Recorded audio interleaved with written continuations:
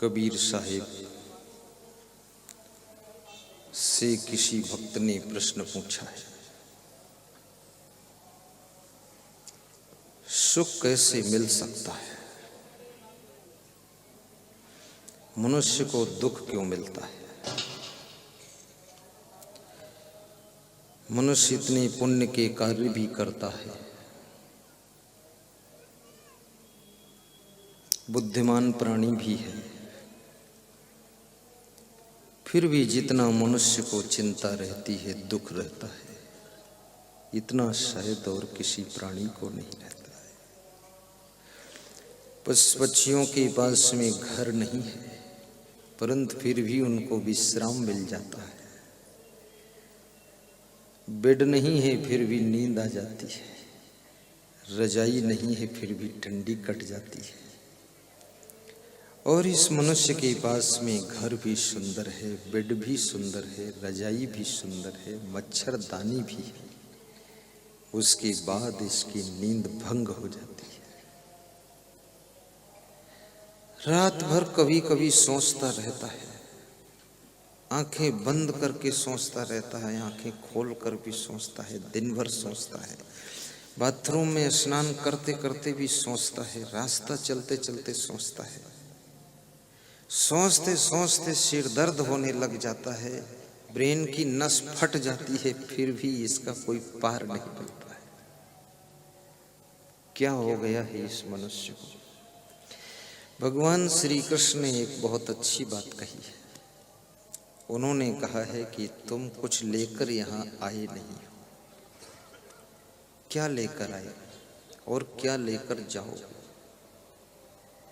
व्यर्थ चिंता क्यों करते हो? मृत्यु लोक में जन्म हुआ है, एक दिन मृत्यु तो होनी ही है। ये परिवार का वियोग भी होना है।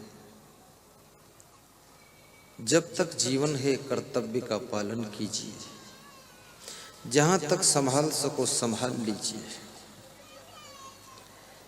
जब तुम्हारे शक्ति से बाहर हो जाए तो जो हो रहा है उसको स्वीकार कीजिए।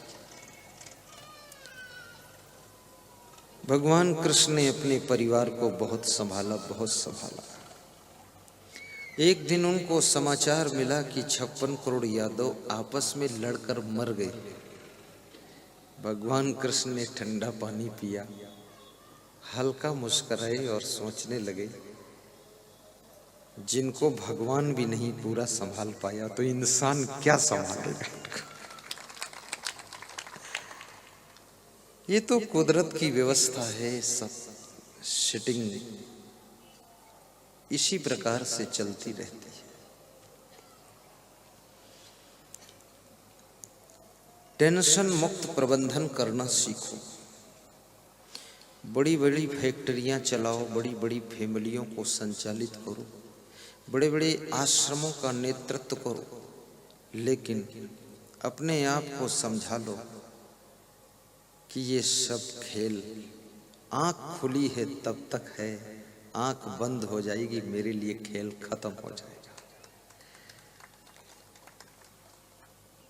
और जन्म के साथ में जिंदगी का दूसरा पक्ष मृत्यु भी जुड़ी हुई है।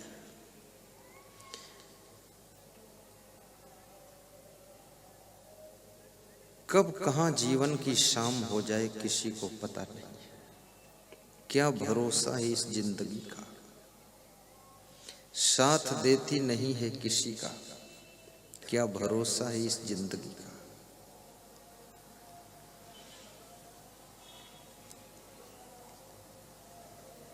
सदगुरु मिले बहुत सुख लहिए, सदगुरु शब्द सुधारे।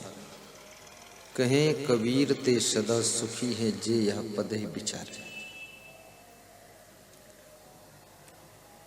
तुलसीदास ने भी एक बहुत अच्छी बात कहा है कि मानुष तन सदगुरु मिलब, मोक्षम इच्छा होए।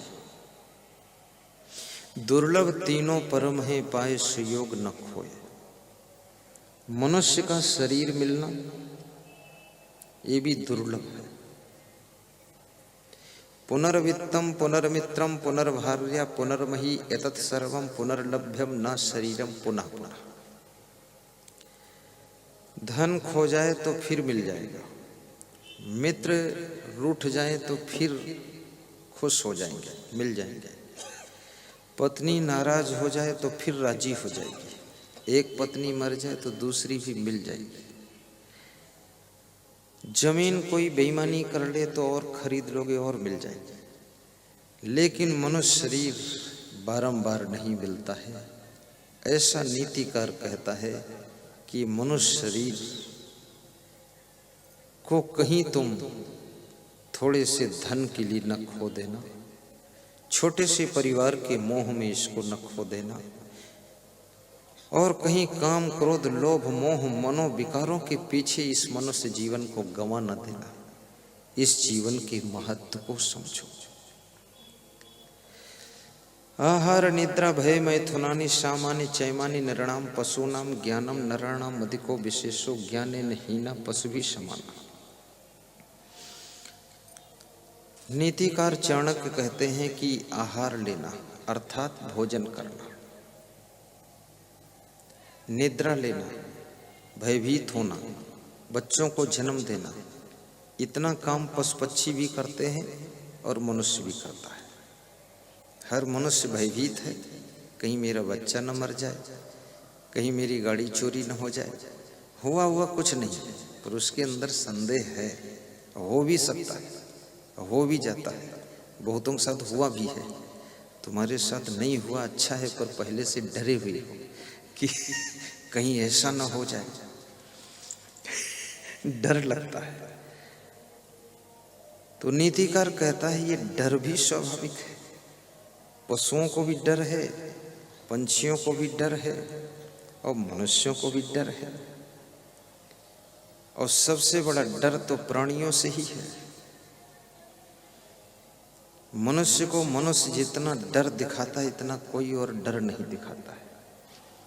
अभी मैं किसी गांव में था, शेमला गांव, डिस्ट्रिक्ट झालावाड़, राजस्थान। तो वहाँ एक सज्जन के यहाँ पधरौनी गया, तो पधरौनी से जब विदा हुआ तो उन्होंने कहा इस मेरे छोटे भाई को समझा दो आप। तो हमने कहा क्या है? बोले ये अपनी पत्नी को रोज डरवाता है कि ज्यादा कुछ कहोगी तो साधु बन जाऊंगा। तो उसकी पत्नी ने कहा इसको थोड़ा समझा दो मेरे पति को, 20 साल हो गए हमको धमकी देता है साधु बन जाऊंगा, और जब बोलता साधु बन जाऊंगा तो मैं डर जाती हूँ, मैं चुप हो जाती हूँ, ये गांजा पीता रहता है। और कुछ नहीं बोलती हूँ, गांजा पीता रहे तो कभी नहीं बोलता साधु बनूंगा। तो मैंने कहा ये धमकी देने वाले लोग साधु नहीं बन सकते। जो गांजा नहीं छोड़ सकते हैं वो इतना बड़ा मनोविकार विषयों का काम वासना को कैसे छोड़ सकते हैं? गांजा भांग अफीम चरस बीड़ी सिगरेट पीने वाले इन व्यसनों को जो ना छोड़ सके मन बस में करना क्या जाने, वो मन कैसे बस में करेंगे? छोटा सा गांजा नहीं छूट रहा है और धमकी देता है कि सब पत्नी परिवार छोड़ दूंगा। मैंने कहा इसकी झूठी धमकी है, इसको तुम डांट डपट के सुधारो सब लोग। तो मैंने उससे पूछा सच में साधु बनना चाहता? तो मैं आया हूं, चल मेरे साथ। अरे बोले मैं तो जिंदगी में साधु नहीं बनूंगा। अब साधु क्या बनेगा? साधु बनना बहुत सुखद है, साधु में सुख है, और इसी सुख शांति के लिए मैं भी साधु बना हूं। मैं 9th में पढ़ता था तभी सोचा था सुख कहाँ है, तो मुझे लगा साधु में सुख है, इसलिए मैं साधु बना था। लेकिन साधु में एक विशेष बात है, खाली कपड़ा पहन लेने से साधु नहीं बनता कोई, कि पगड़ी बांध लो और पहन लो और ऐसा सोच लो। और मेरे जैसे कपड़ा पहने कोई मिल जाए तो साधु मान भी मत लेना। कपड़ा बदलने से साधु नहीं होता है, नहीं होता। लफड़ा बदलने से साधु बनता है। और जिसके पास पहले से लफड़ा ही ना हो वो तो बहुत महान होता है। साधु का मतलब है कि संसार में किसी भी नशा व्यसन में भी आकर्षित ना हो, संसार में कोई उसका लोभ लालच ना हो, संसार में किसी का रूप सौंदर्य भी उसको आकर्षित करके फिसला ना सके, वो साधु है। ऐसा थोड़े अपना घर छोड़ दिया और फिर दूसरे गांव में जाकर के गलतियां करते घूम रहे। ये कौन साधुआई मॉडल, किसकी मॉडल है? ये किस मॉडल की साधुआई है तुम्हारी? तुम रहने दो साधुआई करने को, पेंट पहन के घर में जाओ और वहां ढूंढ करके लाओ अनीता देवी को, उनके साथ रहो। यहाँ साधु वधु ऐसे खेल तमाशा नहीं है। साधु को मार्केट में भी फालतू घूमना नहीं चाहिए। साधु को टीवी में नाच डांस और फिल्म कभी देखना नहीं चाहिए। साधु को मोबाइल में भी कोई गलत गाना वाना सुनना नहीं चाहिए। साधु महात्मा को जिस तरफ कुसंगत ज्यादा वहां जाना नहीं चाहिए। बहुत लोग हमको शादी में बुलाते हैं कि गुरुदेव शादी में जरूर आना, तो मैं हंसता हूँ और पूछता हूँ क्या ठीक रहेगा? तो वो भी हंसते क्योंकि शादी और साधु दोनों में विरोधाभास है, दोनों में सेटिंग ही नहीं बैठती।